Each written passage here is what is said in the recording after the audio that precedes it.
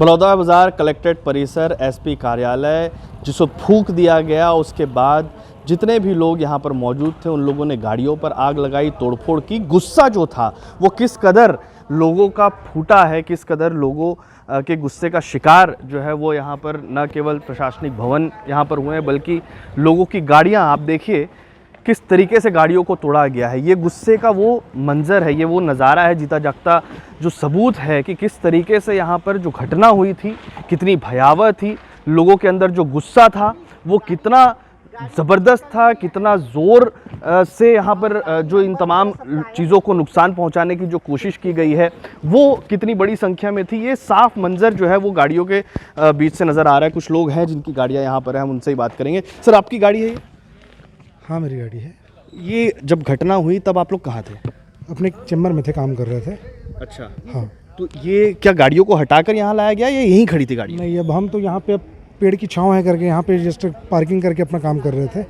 But जब ये घटना घटी तो सुरक्षा की दृष्टि से सभी गेट बंद कर दिए थे ताकि कोई असामाजिक तत्व तो अंदर ना आए। तो हम ना बाहर आ नहीं सके गाड़ी को हटाने के लिए, और जब तक आए तब तक के पूरा गाड़ी जो है डैमेज हो चुका था। आप लोगों के सामने ये तोड़फोड़ हो रही थी? अब हम तो केबिन में थे, ऊपर से जो भी अब खिड़की से झांक सकते थे बस वही देखे हैं, बाकी तो अब उसमें कुछ कर नहीं सकते थे। उसमें कोई लोगों को समझाइश देने की भी कोशिश की जा रही होगी, तो क्या लोग समझने को ही तैयार नहीं थे? अब ये प्रशासन इस तरह की बात है, वो कल किसके बीच में बात हुई है ये तो हम नहीं बता सकते। जो आम लोग या जो लोग यहाँ पर आए होंगे उन्हें भी कोई समझा रहा होगा, लेकिन क्या लोग समझने को तैयार नहीं थे आपको लगता है? अब हम लोग जो है कि खिड़की से केवल हम एक अपना गाड़ी बस दिख पा रहा था, बाकी बाहर का पोर्शन तो दिख नहीं रहा था, इसलिए किनके बीच में क्या बात चल रही थी ये तो हम नहीं कह सकते। लेकिन हाँ, ये है कि शासन प्रशासन ने अपनी तरफ से कोशिश तो बिल्कुल किया होगा समझाने की। अब उपद्रवी हैं, अब उसको तो अब कुछ बोल नहीं सकते। बिल्कुल उपद्रवी हैं, उनसे कुछ कहा नहीं जा सकता। आपकी भी गाड़ी थी? जी हाँ, मेरी भी गाड़ी थी। मैं जनसंपर्क अधिकारी हूँ और मेरी भी गाड़ी थी यहाँ पे, और गाड़ी पूरी तरीके से डैमेज भी हो गई है। गाड़ी पलट दिए थे उसके बाद।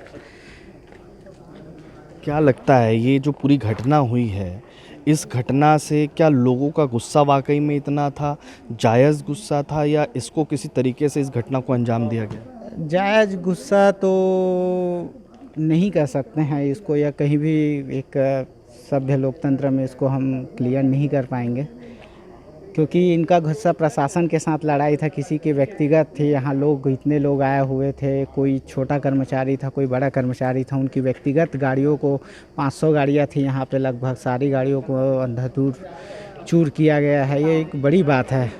हम तो किसी को रोक रहे थे, मेरे सामने ही कई गाड़ियाँ पलटी है, उसमें तोड़े हैं, पलटी है, फिर आग लगाए हैं। हम तो साक्षात इस चीज़ को देखे हैं। ये बहुत दर्दनाक घटना था, इसको बिल्कुल भी स्वीकार नहीं किया। आप देख रहे होंगे तो रोंगटे भी खड़े हो गए होंगे। बिल्कुल 300 मतलब गाड़ियाँ तो मैं तो ऐसा लग रहा था कोई साउथ का पिक्चर देख रहे हैं। आ रहे हैं लोग, उस गाड़ी को पीट रहे हैं, तोड़ रहे हैं, उसके बाद गाड़ी को पलटी मार रहे हैं, आग लगा रहे हैं। पूरे घटनाक्रम को देख रहे हैं। अंदर महिलाएं चीख रही थी, उन लोगों को सबको बाहर निकालने का भी काम हम लोगों ने किया है। हम लोग भी अंदर में थे। बहुत दर्दनाक घटना था। दर्दनाक घटना है, लेकिन कुछ लोगों को समझाने की कोशिश भी की गई होगी। क्या लोग मानने को तैयार ही नहीं थे? बिल्कुल लोग सुन भी नहीं रहे थे। बहुत लोगों ने कोशिश की मनाने की, बात कराने की, और एक समझदारी भी होती है कि यहाँ आए हैं तो ये किनकी है, ये कोई सरकार की प्रॉपर्टी नहीं है, ये लोगों के व्यक्तिगत, सारे लोगों के एक व्यक्तिगत कमाई है। अगर उनसे बात करना था प्रशासन का तो एक अलग नज़रिया था उनका बात करने का। क्या नाम है दादा? नीतेश चक्रधारी।